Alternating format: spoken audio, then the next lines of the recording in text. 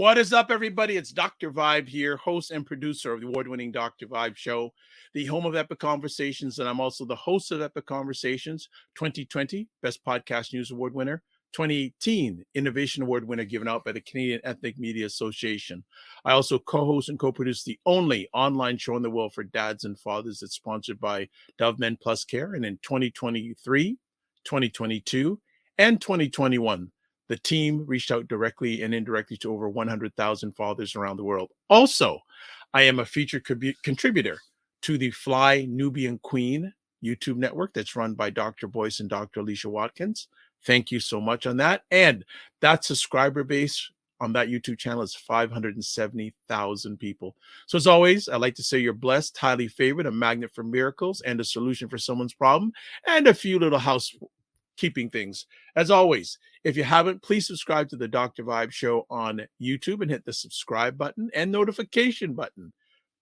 Adding on to that, follow me on Facebook, YouTube, and LinkedIn. And two, if you want to, please, call to action. If you want to advertise, your product, business, or service on any of the platforms that I host, please feel free to email me, dr.vibe at the drvibeshow.com. So we're broadcasting live on February 18th, coming to the near half over Black History Month. And what are you doing for Black History? Well, one of the things I like doing for Black History is doing this, having Black Canada Talking and partnering up with Cesar Ndema-Moussa, who is with us today. What is up, Cesar? You need to unmute yourself. There we go. Hi, Dr. Vibe. Hi, family. Hi, everyone. Pleasure to be with you always. Hi. Thank you. I'm good. Working hard, family. Yeah, well, community. You're making me mad today. You took out my friend isn't with you today. I'm so used to seeing a hand coming in the screen or some hair coming in the stream today. Yes, my little 2-year-old is having family dinner, and I said I would join them after the show, but it's February. We're in Canada, in Ontario. So after the show, I'm going to go do some snow shoveling. That's what I will do. Yeah, I did some on, was it Friday, Thursday or Friday? One of the 2 days we had some snow, but it was the first time we'd had any significant snow, at least in 2024. Yeah. So it's not bad. But what's going on in your world otherwise?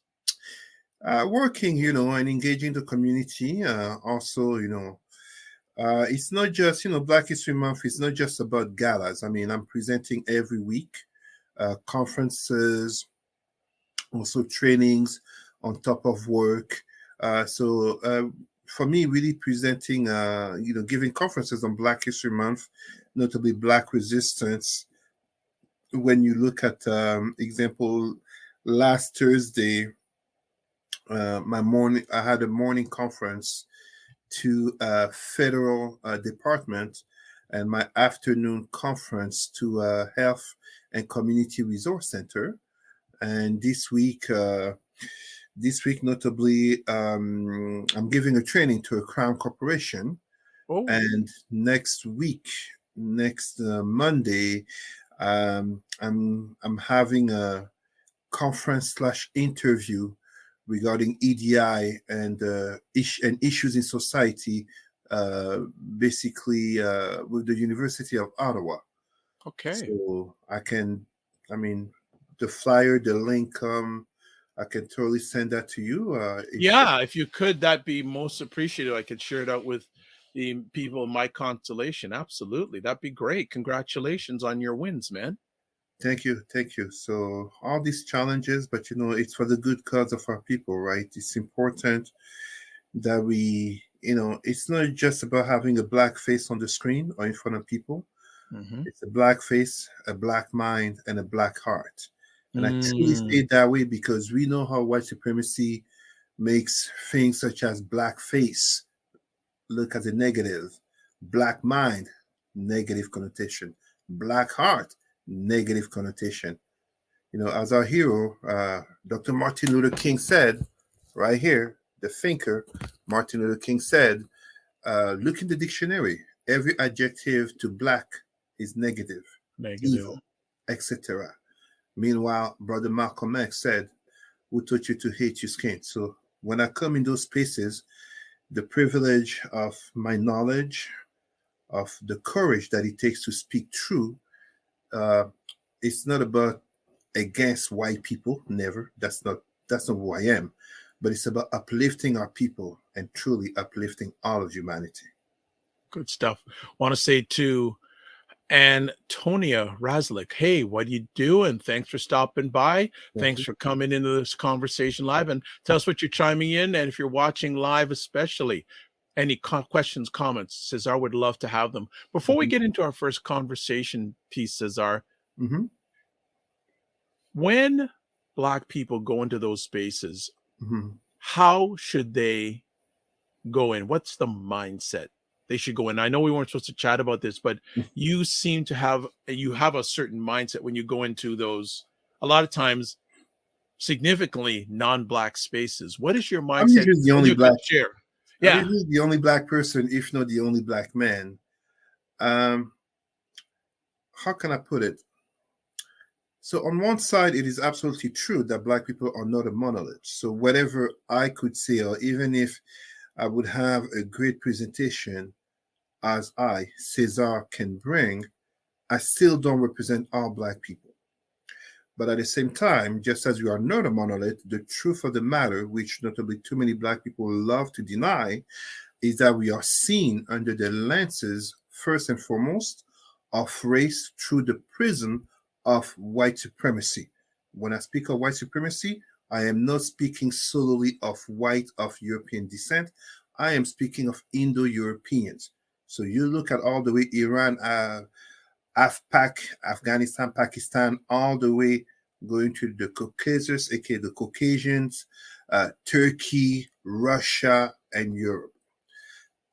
Because we are first seen as black people, what kind of mindset? Well, the truth of the matter is, how does one see themselves? What brings them into that room?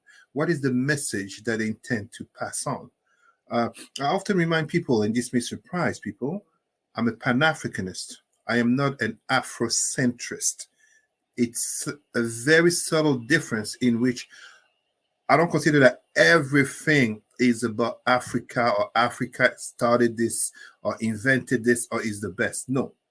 But my Pan Africanism, universal Pan Africanism, is to bring this truth regarding Black people on the four corners of the world.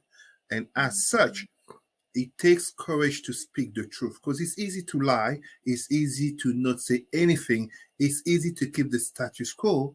And as Frantz Fanon told us, it's much easier to wear a mask. I Mm. don't wear any mask. I present, my earrings are down, my earrings don't come off. Look at my wrist. It doesn't come off because I'm presenting in front of other directors. I wear my traditional hat. My shades are there. It's not to be cool. They look good, sure. I have an eye condition. If someone looks at them and thinks I'm trying to be the cool black guy in the room, that's their problem. So there will always be stereotypes and prejudices and etc. etc. But I remain true and steadfast, honoring my ancestors, standing on the shoulders of giants, and knowing as a husband, as a father, as one with the honor of being called a community leader, as a Pan Africanist, I speak for many who can never imagine themselves in the room. Wonderful. All right. Speaking about speaking their truth, first Mm-hmm. conversation topic. And was it Friday? I have my phone with me. And Cesar, usually I'm texting Cesar, but Friday was Cesar texting me. I'm going, oh my, when Cesar's texting me, something's up. And he asked me, he goes, brother, are you, it was on Thursday, brother, are you listening to DA Fani Willis in court? Question mark, and says intense. So I thought that'd be a good way to lead off our conversation. So what are your thoughts about Fani Willis and the whole trial business? Huh. How can I put it? Controversial. Controversial because, and this may either surprise or disappoint some of our listeners, black people just as allies. But to put it to you like this. There was on that evening, I believe it was that evening on CNN, our sister and former prosecutor, Laura Coates, had not a town hall, but something called Laura Coates Court of Public Opinion, something like that. And all four panelists, two white men, one white woman, and a black woman, pretty much all agreed that she did poorly. Fani Willis did poorly. The black woman, the sister, was less harsh on her, but the three white people were very harsh. She did not do poorly. I went from, and I stand on this. She was, although it's true that she was unethical in terms of hiring as the district attorney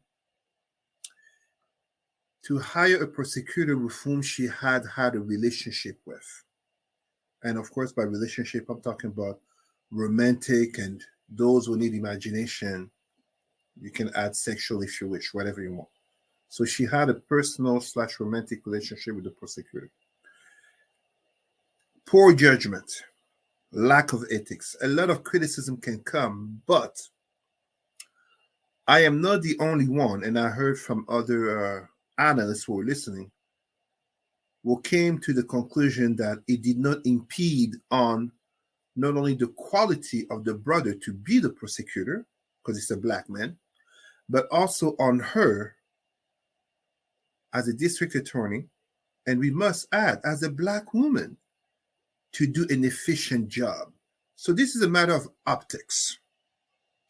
But, and this is where it gets interesting. So where the crux of her basically being at the bar, being put to the question, and she said it so well, she's not the one on trial.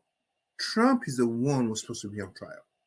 But the attempt to discredit her, to assassinate her character in terms of making it seem in terms of her giving this preeminent position to this black prosecutor, and I apologize, I'm forgetting the name of the brother, but because she had a personal relationship that she would have benefited financially from him getting that position.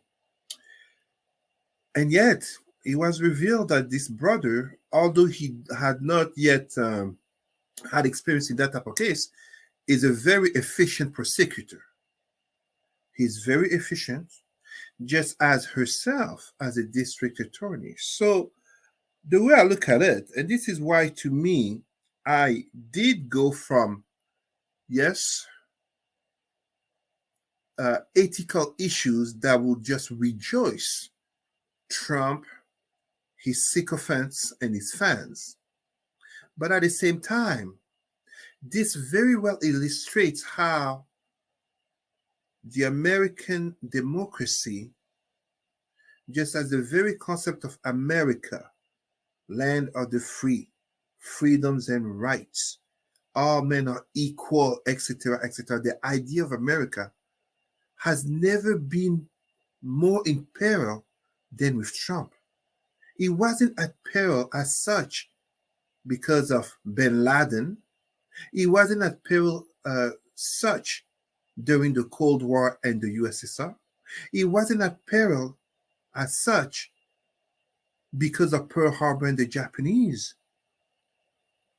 The Great Recession didn't put it in peril as such. You'd have to go back to the Civil War, 1861, 1865. Donald Trump is absolutely destroying the very fabric of America beyond the notion of dividing it. He is killing the idea of America. And as such, this black woman, this district attorney, this sister being put to the question, kind of like being put to the sword, as if she's some evil, corrupt district attorney. She is the shame of America.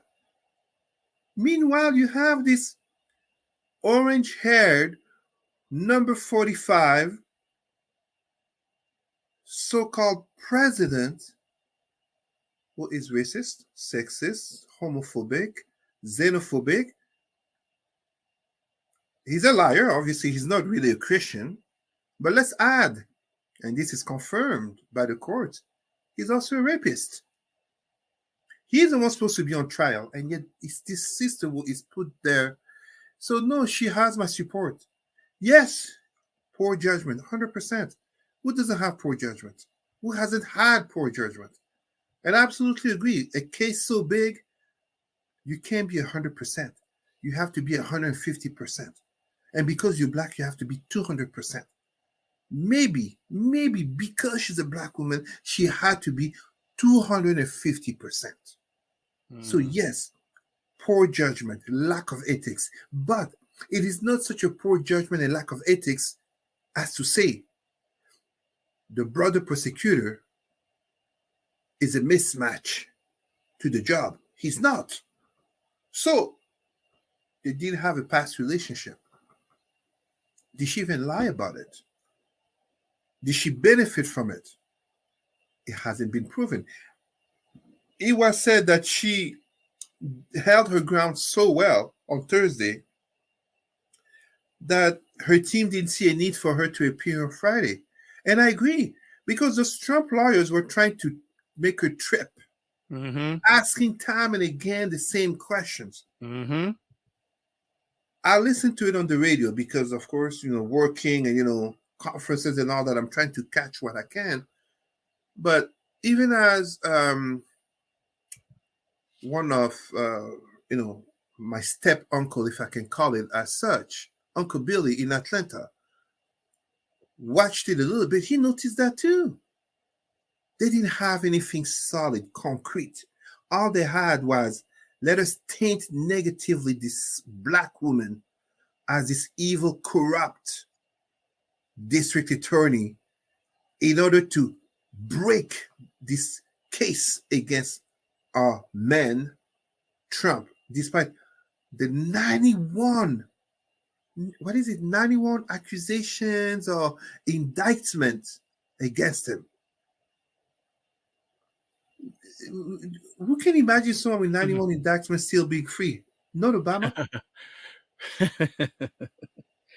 So I've read some commentators saying, isn't it funny that they're 45's team is trying to prosecute Fani Willis on morals? And since when was Donald Trump such a moral? Like, I'm not saying, I'm just saying. Absolutely. It's but it's a reflection, and this is what I say. It is far less Donald Trump the problem. It's a lot of the sycophants and his fan base who keep supporting this man, because you keep supporting him, he keeps going. And yet they themselves would not be able to have so much leeway as he has. We're talking about that same man that in the same week got found guilty to pay over $350 million for multiple frauds. And his team is trying to come off as moralistic because this black woman, let's just say, let's pretend that they're correct, made an error of judgment, was unethical in naming someone she had a personal relationship with as a prosecutor. This is what us as black people, we rightfully call the caucasity. It's not the audacity, it's the caucasity. You gotta be not just white, because we gotta be careful here. Many white people oppose Donald Trump, and even those who support him know full well they couldn't be able to get away with as much as he is. This is the extent of white privilege, even if we don't say white supremacy, aka someone like Hitler, but this is the extent of white privilege today in America. A man of such low nature as Donald Trump trying to have his team bring down on moral basis a district attorney as Fani Willis. It's not just political. It's not just personal. This is the fabric of America that has never been so pure, so holy. Absolutely. Slavery was kept there in 1776. 1865 happened, a few years, and then we had segregation. The Black Panther Party got banned. The KKK never got banned. So America has never been this pure, holy, New Jerusalem, New Rome nation. But with a man like Donald Trump, it just keeps sinking lower and lower. I mean, the Titanic sunk. It eventually hit rock bottom. Where's the bottom with Trump? Well, where's the bottom for his fans, for his sycophants, for those weak congressmen and senators who are supporting him? And for anyone who misunderstands, I'm not a Democrat. Don't put me into your left-right narratives. I'm a Pan-Africanist. Look at my shirt. Mexico, 1968, John Carlos and Tommy Smith. These are my people. I don't do left-right politics. I'm just calling it as it is for Black people, but especially for the truth. Where am I wrong? Okay. And Eunice Graham, thank you for your support. Very good point here. She says she hired a white woman, a white man, and a highly qualified Black man. If she had an affair with a white man, we would not be discussing this. Eunice, I didn't even think about that, but how correct are you? You are so right. I am humbled. I didn't even think about that. Yeah. Well, I want to take it to another, and Eunice adding on this, I was going to ask Cesar on this. What would this trial be if Fani was a Frederick and he was Black? You see, the truth of the matter is that with respect to intersectionality, notably of race and gender, that meets a Black woman, when it comes to a Black man, notably in the context of politics, justice, and social perceptions, it's always worse. It's always worse in terms of which, I mean, we are almost 4 years after the recorded murder of George Floyd. It's worse because the Black man is seen as a direct threat, where I would say the Black woman is seen as an indirect threat, but still a threat because she births the next generation of Black children, aka Black adults. But the Black man is a direct threat, which must be culled, broken, controlled, neutralized, etc., etc., neutered right away. So absolutely, if we were talking instead of Fani Willis, aka a Black woman, we're talking of Frederick Willis, a Black man. I don't know to what extent they would have gone or they could have gone. And that's an excellent point. You know, if the prosecutor was a white man, would we even be hearing about this? So, of course, they would have tried to find something else. But how convenient. This is a Black man. Let's taint them negatively.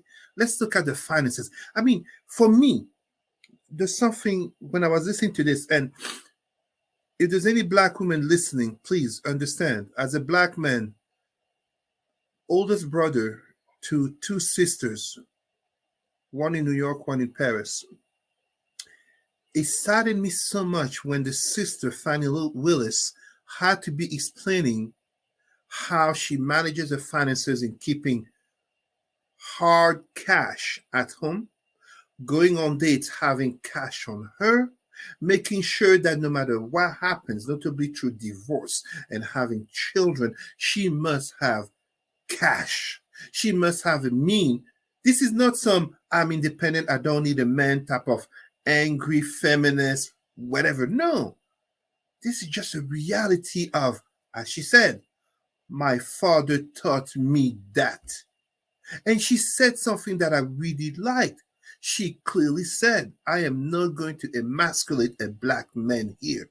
My God, how do you want me to not support this sister? Because the nature of the attacks against her, it wasn't just racist, it wasn't just political, it wasn't just personal. Dr. Vibe, how often do I ever text you, pay attention to this? It's intense. Exactly. Like this, I'm going, whoa. Like I said at the beginning of the segment, I'm usually texting Cesar. He comes to me going, whoa. So I said, we definitely, Cesar is all in on this. Yeah, because I'm like, this is not just about Fani Willis. Oh. Brothers and sisters who are listening, and allies, white and non-black allies, whatever. As we are in 2024, this critical year where there will be elections in the US and in other countries, you have to understand Fani Willis, to me, represents very well blackness. This was white supremacy trying to dismantle, to discredit, to destroy the blackness of Fani Willis. It wasn't just destroy her professional credibility. It wasn't just trying to destroy her intellectual judgment or no. It was trying to destroy her blackness. It was trying to, these black people cannot be professional. These black people, who are they to try to judge us high and mighty? Kind of like, those movies about the European 17th, 16th century, the nobles on top, like, looking down upon the peasants. That's really what it was like. How could I not support this system? Yes, we can talk about poor judgment, Fanny, don't note him, but we can talk about ethics, deontology, maybe. No, but the brother is competent, number one. And number two, the sister is being attacked, not just professionally. It's very personal, but ultimately, it's very racial. It's also about her as a woman. Her as a woman. I mean, Trump has a history of this. Look at New York, Leticia James.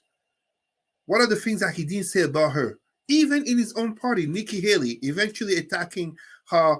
I mean, she's a white woman, but she's Indian. So, like, you know what I mean? This is white supremacy unhinged.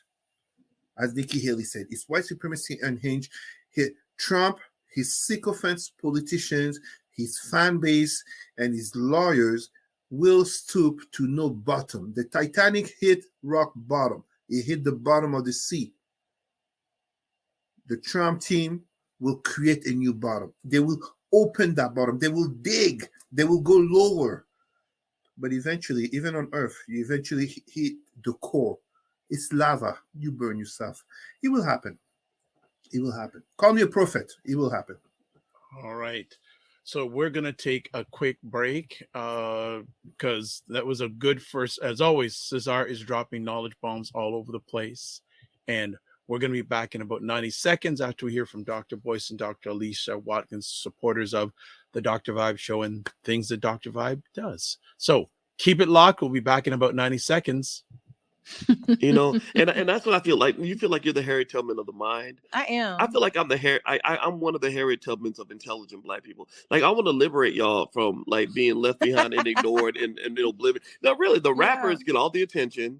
Seriously, does anybody else feel this way? Like ignorant black people, they'll be all up, getting all the headlines on the Shade Room. Overly sexualized black folks. Over like the twerkers and the just people that don't always represent the best of us. The diversity.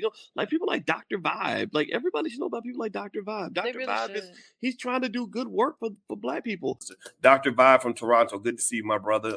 Dr. Vibe. Everybody follow Dr. Vibe. He has a great show. He's very good at what he does, and I have a lot of respect for him. Okay, so let me hop into this. What's up, Dr. Vibe? How you doing?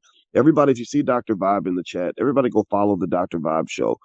Dr. Vibe is a real smart brother and a good human being. I like the guy a lot, and he's very intelligent. And I think everyone should pay attention to what he's got going on.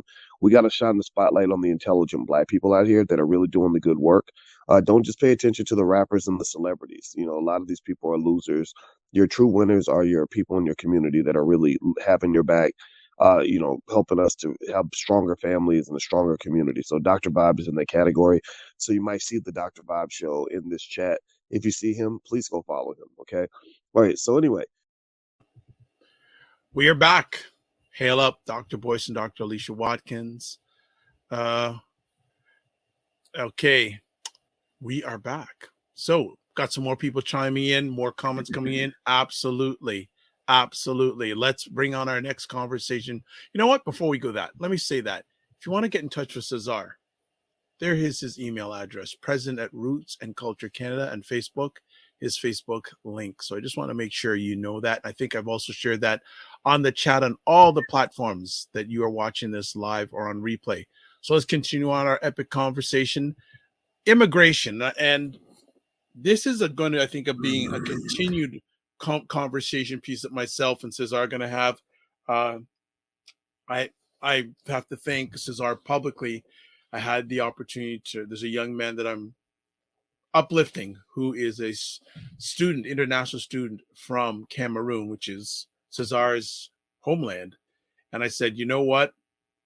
This gentleman's having a really challenging time. For those who maybe in Canada, you don't even know, but the situation for international students is getting more and more difficult, and also immigration wise, especially Black people when it comes to immigration in this country. And I don't hear the same challenges for those who are not Black. Maybe there are, but I'm only hearing it from those our people.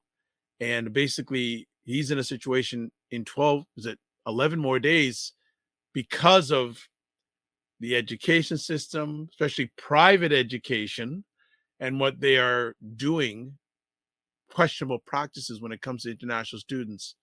It's not good. But the whole immigration piece is becoming more and more to the front of the conversations I'm having these days. So Cesar, what do you want to add on to this? Dr. Vibe, I have to really say it's really disturbing. Disturbing because, let's not be hypocritical here. This is not something new. It just has become exacerbated in the larger context of many things going on, such as not only the inflation, the rising prices of things, but notably the lack of affordable, not just the lack of homes, the lack of affordable homes. And as such, we find ourselves in this mix where there's also an entire geopolitical context in terms of Canada's influence in the world. I mean, although the story of Canada's immigration and international students really got brought forward using the example of Indian students, the CBC, etc. The truth of the matter, and you said it so well, Dr. Vibe, there are countless Black, African/Caribbean students, international students who are here in our cities who are struggling. They are struggling notably because they have been scammed. They've been scammed back home by recruiters, painting to them this idyllic vision of you coming to Canada, you're going to have a home, you're going to have a dorm, things cost this much, and then they discover it's 2 to 3 times more. And it's not just in terms of how much they have to pay for the school. It's a business. It's a business with large profit margins. This has been demonstrated with some of these colleges that heavily rely on them. And let's not be hypocritical. Universities also rely on them. But especially there are colleges that make literally the bulk or the vast majority of the revenues of these international students. It's a scam. It's a scam. We have to call it what it is. And it becomes very problematic when we have a nation of Canada that in its values keeps claiming to be the best country or one of the best countries to live in. And yet, even if we don't want to talk about so many indigenous communities lacking clean drinking water, residential schools, and intergenerational trauma. Even if we don't want to talk about systemic racism upon Black people, but also ongoing systemic issues such as violence against women, disability, LGBTQ issues in Canada. What about issues with religious minorities such as Jewish minority, but also Muslims? Even if we don't want to talk about those, on the international stage, this issue is growing. Is it growing to the point where it may create problems of Canada's international image and people not coming through? Well, it will. It will eventually, because people talk to one another. Right now, as you are Black people, if I'm not mistaken, I believe people from Ghana are counting as the second or third largest group of foreign students coming to Canada. They may eventually start to decide to go to another destination. But at the same time, as we are criticizing, and I say this very important point, and this is true, as we point the finger, we must never forget that there are fingers pointed at us. It's great to point the finger at Canada, but let's be honest.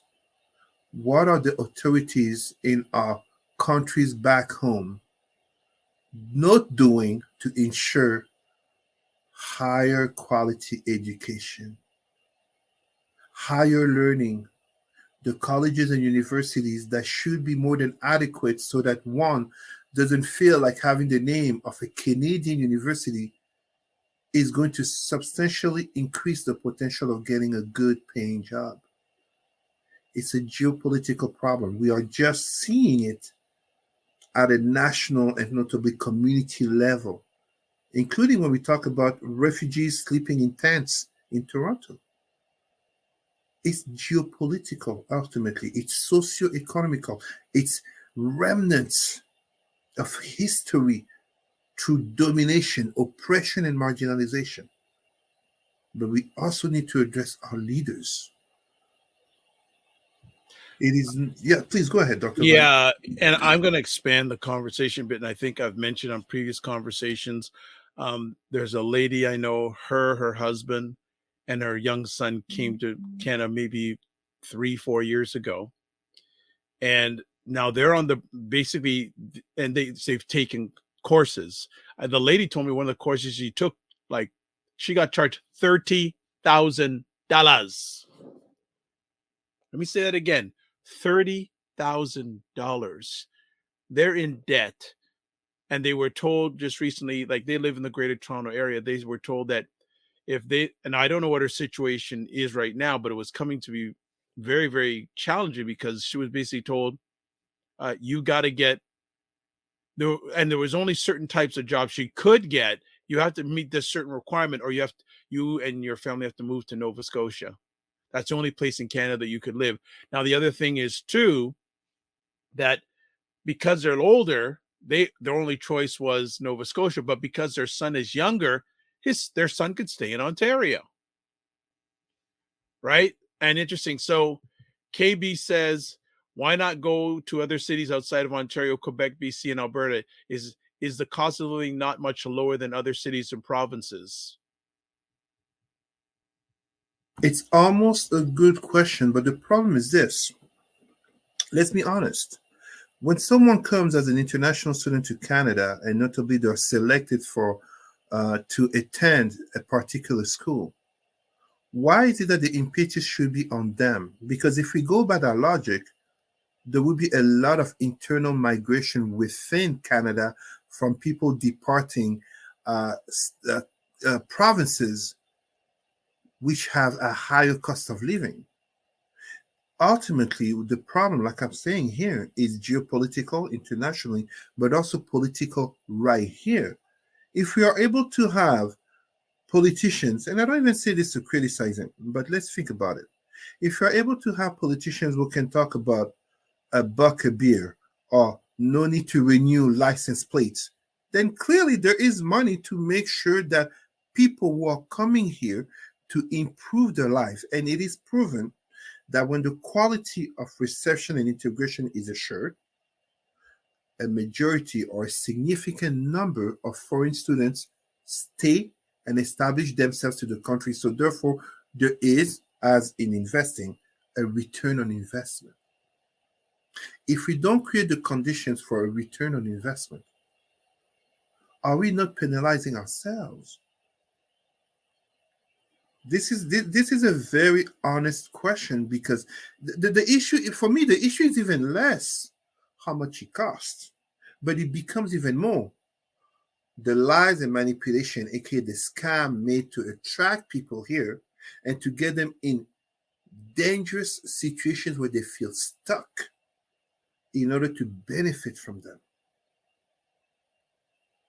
Mental health, isolation, depression, risk of suicide.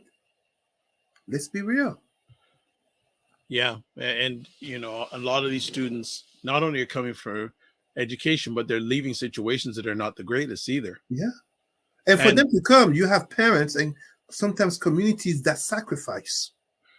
Look, I've been doing my best to help a group of young ladies from Africa. Many of them have left their children at home for a better life. Their goal is to get established so they can get their children and family over. So Michelle has a comment here saying the provincial government has always kept the private institutions in business through the former second career program, which is now Better Jobs in Ontario. So Michelle, I won't say she knows this system very well. So again, looking at follow the money. Business. You know, it's a business, definitely, through the second career pro, which is now Better Jobs. So obviously the government has to be questioned on its intent and where they're putting their money and investment and time when it comes to these individuals who they say they're needed here. Mm-hmm. By the way, they're needed here. Yeah. But the funny thing is, I remember over the last year reading more and more stories, not just necessarily students, but other immigrants from other countries. They're coming to Canada, they're going back home. If it's not beneficial to stay here, why would they stay? Exactly. And at the same time, was it maybe a month ago, I was speaking to this young man who finished his master's, and he was planning on going back to India, you know, talking very negatively about Canada. As a proud Canadian, yes, I do have some Canadian pride, of course. I'm telling him, no, Canada is not all negative. But how to deny his reality when he has had these negative experiences of being in the same classroom and paying so much more to learn the same thing, to be evaluated the same, and to have the same piece of paper as the Canadian who is paying 2 to 3 times and sometimes more less than he is. Yeah. Considering that even for him to come has been family sacrifices on top of being alone here for the completion of his studies to gain a master's, I believe, in engineering. So yes, it's easy to say, yeah, but they go back home, they become the elites, the cream of la creme. But no, it's not that simple. We become a problem when we claim to be a certain type of countries, and yet we have situations as such that are coming forward. It becomes an issue of preaching equity, but maintaining inequities. Well said. Well said. Michelle says, it is big business. Now the international students are on the hook for sudden fees. It makes me ill. Well said. Well said. And please, let us dare to be controversial. Ah! Let us dare to be controversial. When we talk about international students, it's not the same reality when so-called international students is coming from Western Europe versus coming from somewhere from Southeast Asia or somewhere in Africa. You have a different reality at home itself. It's not for nothing that, for example, we see hundreds and thousands dying to reach, unfortunately, the fortress called Europe in the Mediterranean Sea, just as one of the immigration roads that are coming into the US is through South America. And we're finding Ethiopians, Congolese, we are finding people from the Middle East. It's also a security issue in terms of potential terrorists, etc. But a lot of them are students. A lot of them are people who are vying for a better life.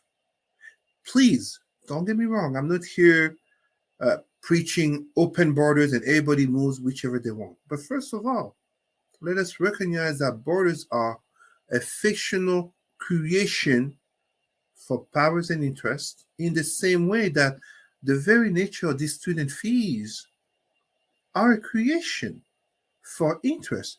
Let's be honest, how many people in Ontario could have ever thought that there could be such a thing as no need to renew your license plates? So if that can happen, why is it that we can't better address this issue, this controversy of international student fees, notably with rising cost of life, notably with, more complex geopolitical issues. I mean, Canada is now warming its relations with China because eventually, it's not good business to stay cold with China, the second economy of the world. That is a telling sign of the reality of business. So KB says, indeed, this disconnect is a problem. How do we propose we rectify this? I am not here to pretend having the solutions per se, but as I say, we cannot, in terms of values, as a nation, Canada, and here, this is not a matter of being white or whatever. No, no, no. If you have a passport that says Canada, when you go out there, you represent Canada. We cannot claim to the world to be a nation of equity, human rights, and all these things that we preach when there's an issue somewhere in the world, and yet having people who come to our land, and I say this with much respect to indigenous peoples, of course, people coming to our land and experiencing such inequities that it makes our claim of equity be false, our claim of human rights be false, our claim of being the number one nation or top 10 nation, best to live in nation, make it false. If truthfully, and here, let me give credit to Doug Ford, our Prime Minister of Ontario. If you're able to cancel the renewal of license plates, and I was in a meeting, an EDI, Equity, Diversity, and Inclusivity Committee, that made a calculation about how much it represents. And I think there's an article. It basically represents either $1 billion or $1.4 billion that the province is axing. That means there's money. That means we can do it. But is the political will there? And yes, governments have decided to address colleges and universities that are really maximizing on international students. That's great. We want Canada to be that beacon of light, of hope, of renewal that it claims to be according to its constitution.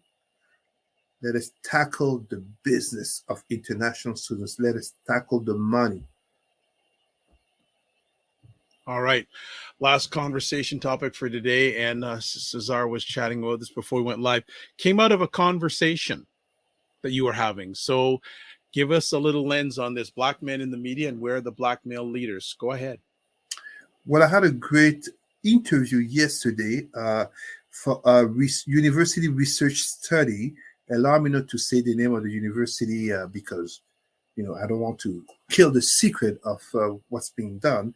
But basically, he was addressing black men in the media, and the research candidate, the PhD candidate who was interviewing me, it's her research.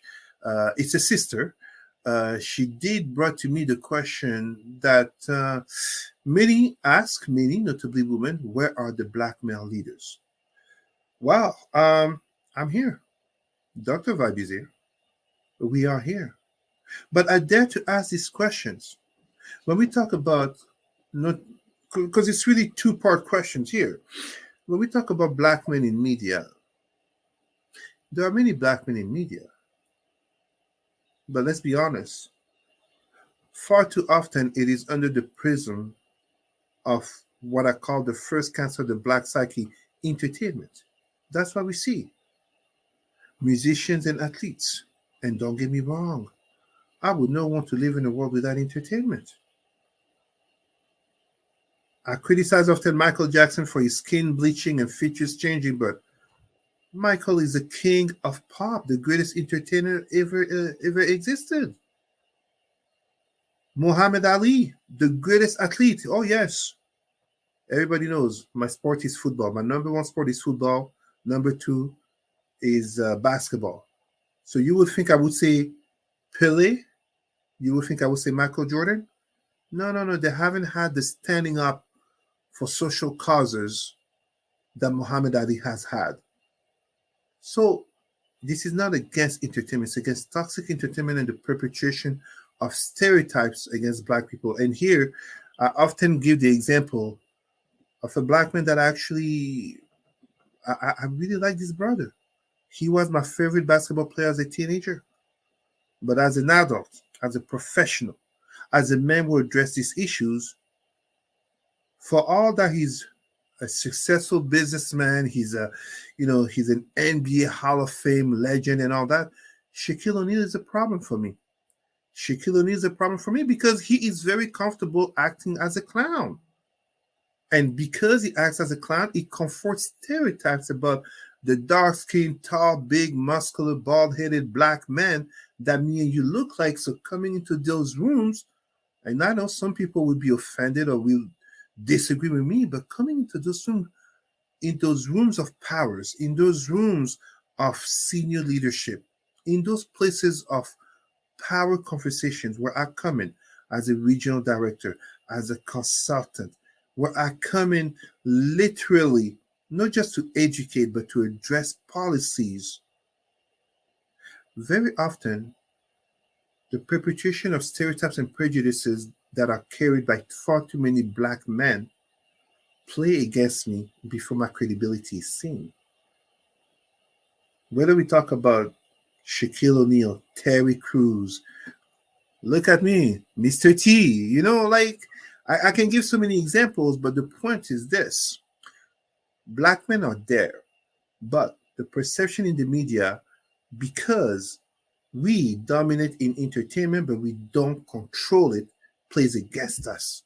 I do not care how black people try to justify it. You cannot be a black man whose wife has won so many Grammys, more than anyone else, and then you go complain that they never gave her the Grammy for Best Album of the Year, and yet you are a billionaire. Create your own damn thing, my brother. Jay-Z, you know I'm talking about you. What's the point of you being a billionaire to go complain that your wife should get some plastic golden thing? She doesn't get it. Create your own thing. Call Oprah. Call Tyler Perry. I don't know if it's still okay to call P. Diddy, but call those other rich, famous billionaire. Call Aliko Dangote in Africa. Afrobeats, Africa is on the map. Create those black awards. Why is it that we have to value ourselves through the prism of white lens when we can create our own thing? And as such, we can therefore impose better, more constructive role modeling of black men, not just for black youth and boys and other black men, but also for our sisters, also for the women, also for those who want to be our allies in the cause. Show me those Jewish minstrels who are okay to perpetrate the negative stereotypes that the Nazis said about Jewish people.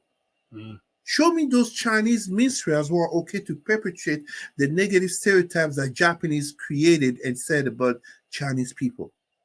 Show me those Palestinian minstrels, and here, shout out to DJ Khaled, who was very silent about what's happening to his Palestinian people, but show me those Palestinian minstrels who are very much okay with confirming the stereotypes that Israel is painting about them. I can't think of a name of any. Yeah. But when it comes to us as black people, it becomes a problem. And that problem is what leads to the second part of the question. Who are the black male leaders? We are here. I'm here. You there. Right now in the United States, what happened in Harvard? The Harvard president, Claudine Gay. Yeah. It's not so much because she apparently plagiarized. By the way, for those who don't know, there was a study that did confirm that although it can be argued that some elements were not properly cited, it would be inconclusive to claim that she plagiarized per se. However, the attack against her, notably by billionaire hedge fund investor Bill Ackman, whose wife actually did plagiarize, and this was confirmed by Yes, we don't hear a lot about that. We don't hear that. She's getting that white privilege that is like, whoop, it just slips under the table. But the black woman, oh my God, horrible black female leadership. No, we are having an attack on EDI, equity, diversity. Most people say inclusion. I say inclusivity, but also on anti-Black racism. And as such, what it does is that Black males who are standing up for the cause of our sisters, such as an attempt will be made to defund the targeted investment towards Black women in business in the United in States. the U.S. Yep. There are Black men who are at the forefront to protect that. We have, and I don't need to remind anyone how I oppose Christianity and Islam in the Black community, but we have people like Reverend Al Sharpton who are at the forefront to stand up for our sisters, to stand up for the community. We don't even need to look into the celebrities. We have people who are there. Absolutely. No, because we have to remember. So when I'll add on this, I guess, considering myself a Black man in the media, we have to realize that a lot of people that a number of Blacks and a number of whites look up to, they're puppets. They're puppets. Here's the perfect example this year. And the infamous Cat Williams interview done by Shannon Sharp. A lot of layers, a lot of lead to say to that. But let's look.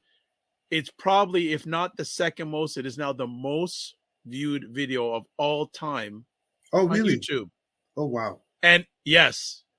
Wow. Yeah.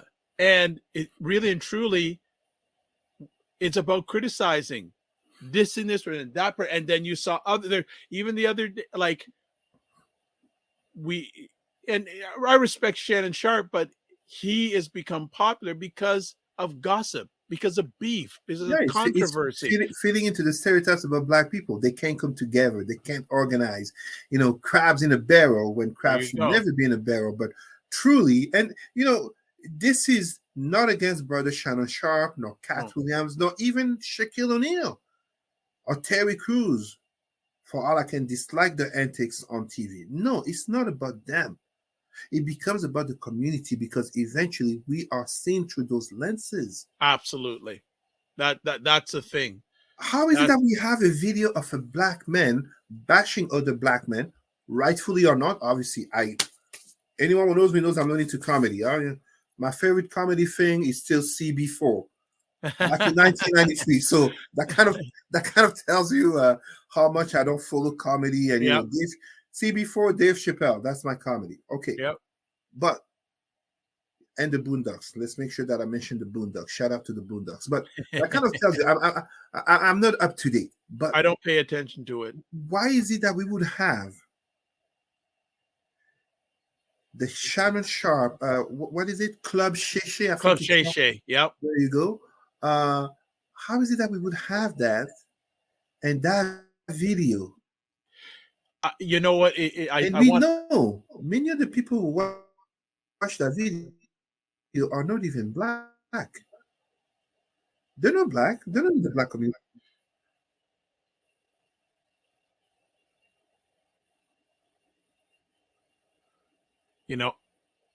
Go ahead, Dr. Vibe. I'm here. Yeah. I'm going to go to the audience first. So KB says two interesting comments. As a culture, we must celebrate and encourage academics, entrepreneurialism, and family values.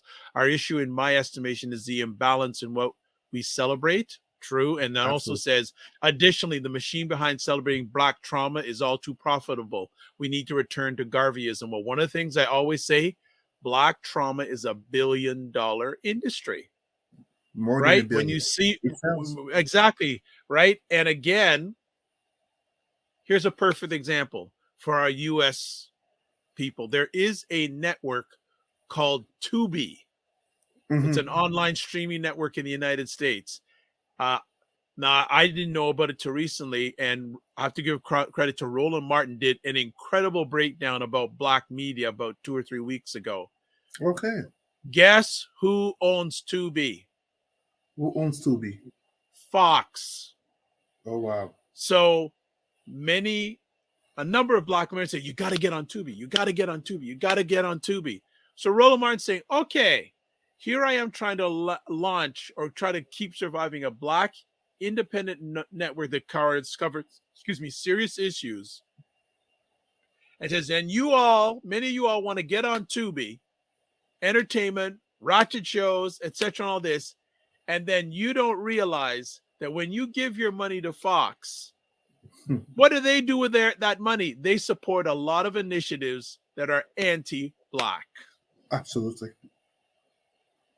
The black male leaders, hey, they'll take, and it's how deep we want to go, because realize a lot of people love football, a lot of Black analysts on football, Mm-hmm. right? That are looked at as leaders, right? And I'm not just picking out Fox, or other networks too. We know that they support their money, all that. Eunice Graham says they're trying to get rid of Black excellence, and they're using a lot of Black entertainers to do it. Yes. And it works, because unfortunately, as I explained, when I talk about entertainment being the number one cancer of the Black psyche, the hypervaluation of Black people, I didn't say over, hypervaluation of Black people through entertainment basically creates that Black excellence outside of entertainment is not valued by Black people themselves. There's a whole other conversation there. It doesn't become something to aspire to for a young Black man or Black woman. And as such, when we look at, again, where are the Black male leaders? It's easy to talk about the Black male leaders in the 50s and 60s being at the forefront, and we forget that Black women were there in the background supporting them. But today, in an age where society has changed, the place of women has increased, LGBTQ issues are at the forefront, etc., disability, mental health, it is normal that we have more women given the spotlight, notably Black LGBTQ, etc., etc. But the Black male leaders are also there. They're still there. But they become further and further erased because of the hypervaluation of entertainment, which wasn't there 60, 70 years ago. Well, I'm going to go a little bit deeper, and I've just put in the comments section, I've asked, and whether you're watching this live on the replay, I put the question, who do you think is a current Black leader?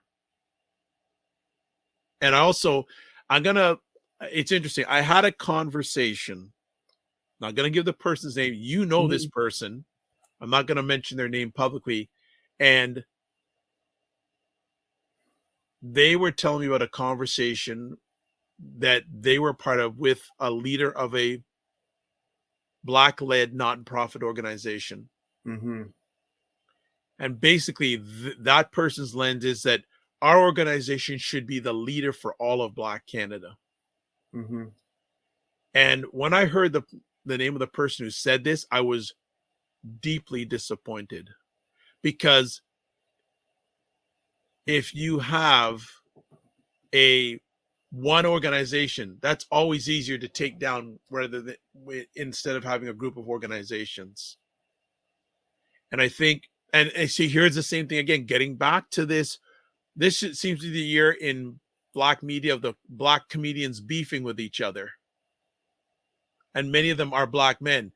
Mm-hmm. And then now even Monique has got in the fray, and she called out a whole bunch of people again on Club Shay Shay. Of course. And then DL Hughley, what he said in response to her, I just said I had to stop. I didn't follow. I don't know. No, you don't want to. It was not pretty.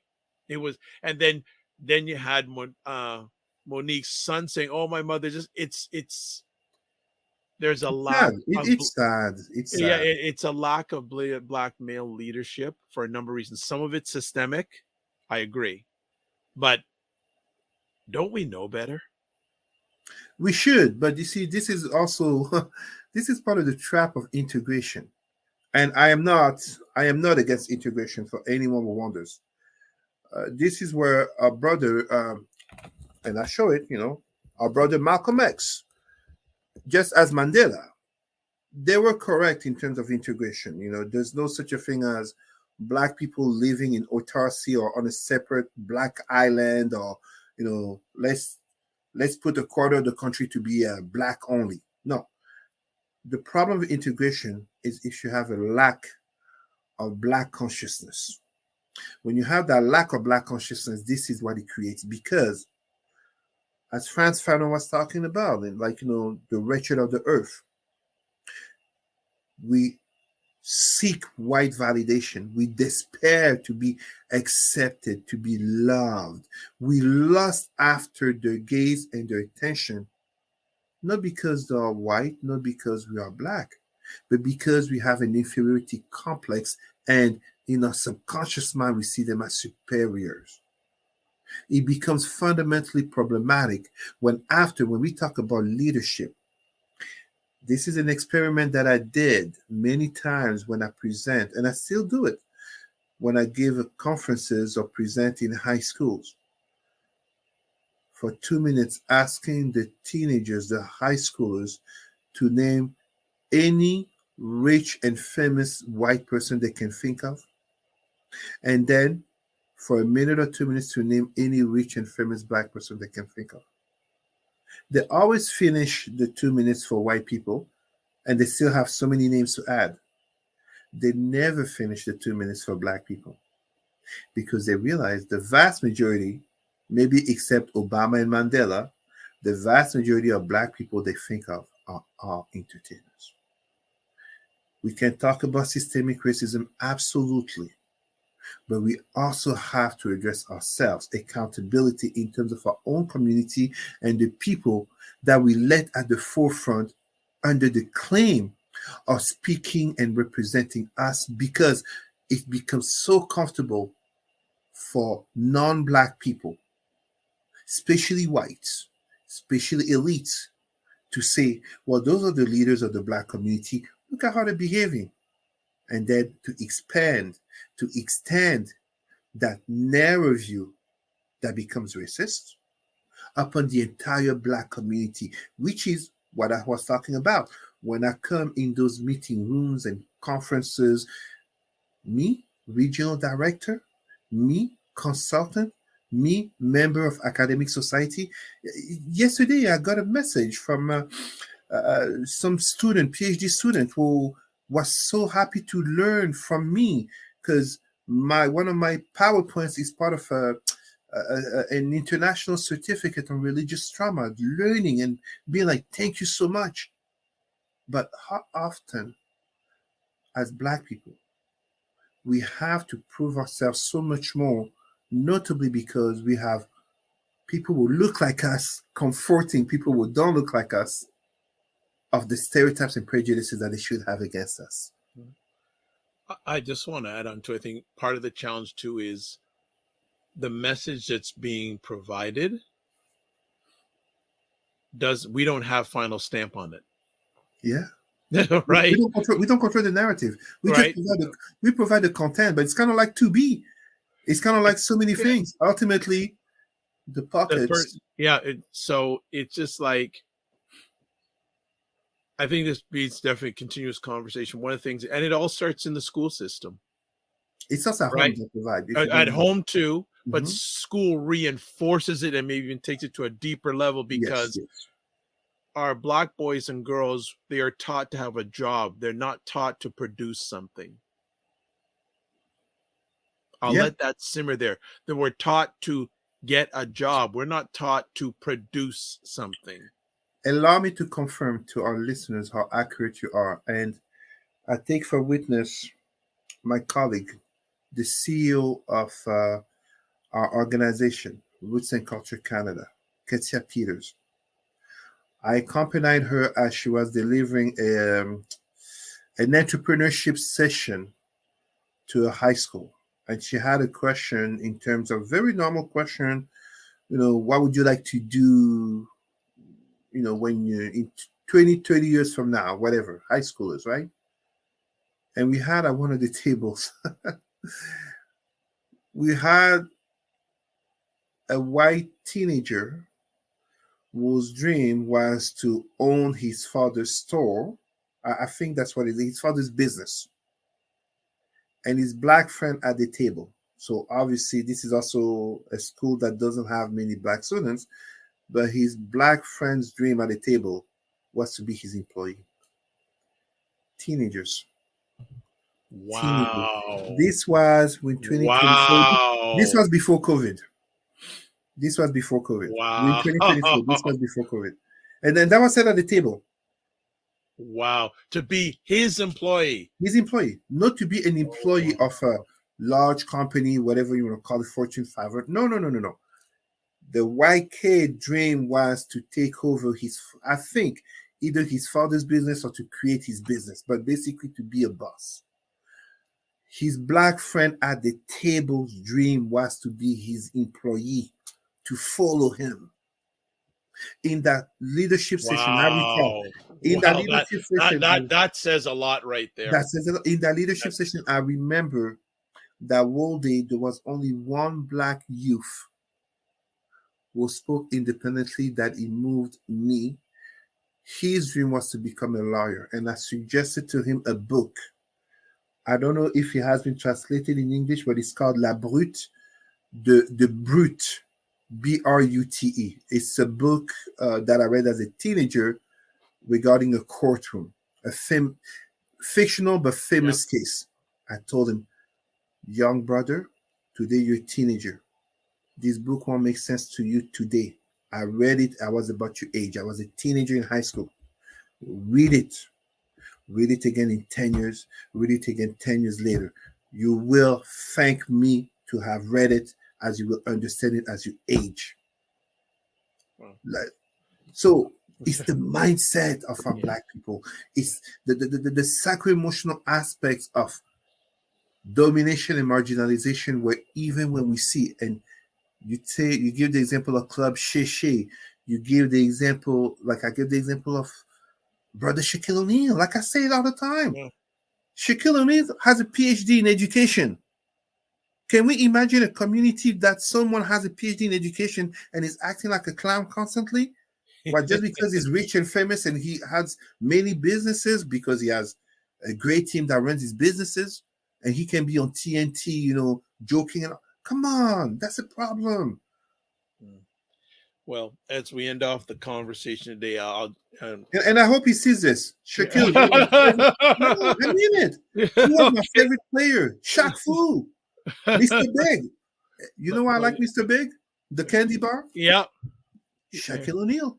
Okay, so KB says, to answer your question, and you may know them, Victor Beausoleil and Aita Sadu. I know both of them. I haven't seen Victor in many years, same with Aita, but they are doing great things. And those are the people I'd like to have on this platform, because especially our younger people, but I'm also seeing a lot of people who are older, they need to see these people. They need to see these people. That's why I do what I do. But I'm going to end off. A week ago, there was the Super Bowl. Mm-hmm. Was won by the Kansas City Chiefs. And I'm taking this right from Dr. Boyce Watkins. He's talked about it today. The fan following of the Kansas City Chiefs, does anyone know what they call themselves? I did not. Okay. They call themselves the Chiefs Kingdom. So my question, so KB says, but Shaq is having fun. Someone reach out to him with a proposal. Okay, we'll see if we can reach out to him. I'm going to send him a video message and see if he's interested. I'll continue, just finish off my thought. The fans of the Chiefs call themselves the Chiefs Kingdom. So my question to black men is, do you have a kingdom? And what does it look like? And who's it serving? Especially as too many of our brothers and sisters go around calling themselves kings and queens. There you go. And wondering why non-blacks laugh at them. There you go. Don't get me wrong. I appreciate the growth of self-esteem, of pride, of talking about Kemet. I mean, just look behind me, Yes, that. But we don't need to talk about being kings and queens, looking at ancient history or even painful history, talking about African kingdoms. We need to be kings and queens in terms of being strong as a community today. It is not an accident, and I finished this. I'm being mindful of the time. It is not an accident that a report demonstrated with proof that under Rudy Giuliani's mayorship, I think it's when he was a mayor, the New York police had and explicit or implicit, I don't remember, but it was a policy to leave Jewish and Chinese people alone, but to increase arrest and harassment upon Latinos and Blacks. It is not an accident. We can point the finger at systemic racism, and we must. Talking about slavery and colonization, we must. Neocolonialism, etc., we must. But there are three fingers pointing at us. We're implicit on it too. It doesn't happen alone. It doesn't happen alone. We're buying in. Yes. We're buying in. It can't be always put on. No, we're buying in, and a number of people are buying in, and it's to the detriment of all of us. Yes. All of us. All right. We are done. Cesar, thank you for taking the time as always. Another great conversation there where you can get a hold of them via email and Facebook. What's coming up with you, Cesar? Anything that people need to know about? Well, the big event is next Monday. It will be a bilingual event with Ottawa U in terms of me addressing it's EDI, racism and society. Basically, topics in the news, anything and everything. Those who know me will have received me. They know I don't want to receive people questions ahead of time. I want it to be as authentic as possible. If I don't know, I say I don't know. I don't have a problem with saying I don't know or I'm not sure. So this will be an exercise to come. It will be online. So Dr. Vibe, I will send you the link. Send the information out so I can send it out to those interested parties. That'd be great. Oh, Michelle Baptiste, who is your number one fan in Ontario, by the way. Thank you, Michelle. Outside of your partner, she is your number one fan. And I think what I have to do is set up, even if it's via video, a conversation video-wise with both of you, because she is she goes, we need a 2-hour show. Well, we went a bit longer today because the boss of the house, the little one, isn't there today. so we had the levity to do a little bit longer, and plus Cesar has to go shovel some snow. And see, Michelle's always yes, please. So she wants to meet you at least via video. We'll talk about this offline. But Cesar, as always, thank you for making us better. Most importantly, making yourself and your family better, and the many of us that you make better. It's appreciated, not taken for granted. We appreciate you taking time out of your positive, productive schedule to come and share with us, because I know you got a lot of things going on personally and professionally. Look at this. Will it be open to all? Wow, people. Wow. So I think what we have to do, we may have to have just a session with Cesar and invite people. It's like a private session with Cesar. And maybe have to do that, but no. So this it will be open because it's I should. It's not the first time the University of Ottawa does me this honor, and when they do, the link is open my Pan-Africanism is universal Pan-Africanism, and indeed. I have people who are joining from the four corners of the world. People will share that. Yes. Please share that with me, and I'll get it out there. That is fantastic. Michelle says, "Thank you for your time." Thank you. That's the most important thing that he has. So that is it. We will see you as always. You and your family. Make sure you don't just manage your time, manage your energy, and remember to give yourself its grace. Take care, my brother. All right, that is Cesar on fire as usual. We had a chance to go a little bit longer because the little boss lady of the house wasn't in today. So we had a chance to go a little bit extended, but we miss her. So as always, a few final things. Subscribe to the Dr. Vibe Show on YouTube and hit the notification button. Also respond, to the great conversations that we have, the epic conversations that we have. Also follow the Dr. Vibe Show on Facebook, LinkedIn, and Instagram. Also if you want to advertise your business, product, or service on the platform, please email me at dr.vibe at the drvibeshow.com. Also, especially KB and Michelle, you said you'd like to do that private chat. Well, Michelle, I've got your email address, but KB, first of all, if you can, subscribe to the channel if you haven't already, and then email me so we can set up a time to make this happen. I'd love that.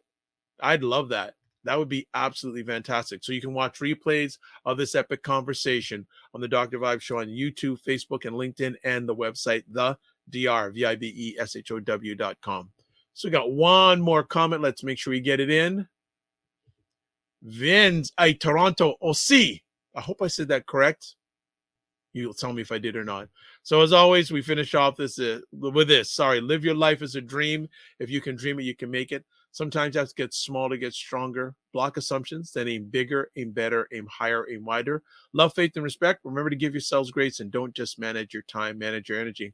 God bless. Peace be well. Keep the faith, walk good, and follow.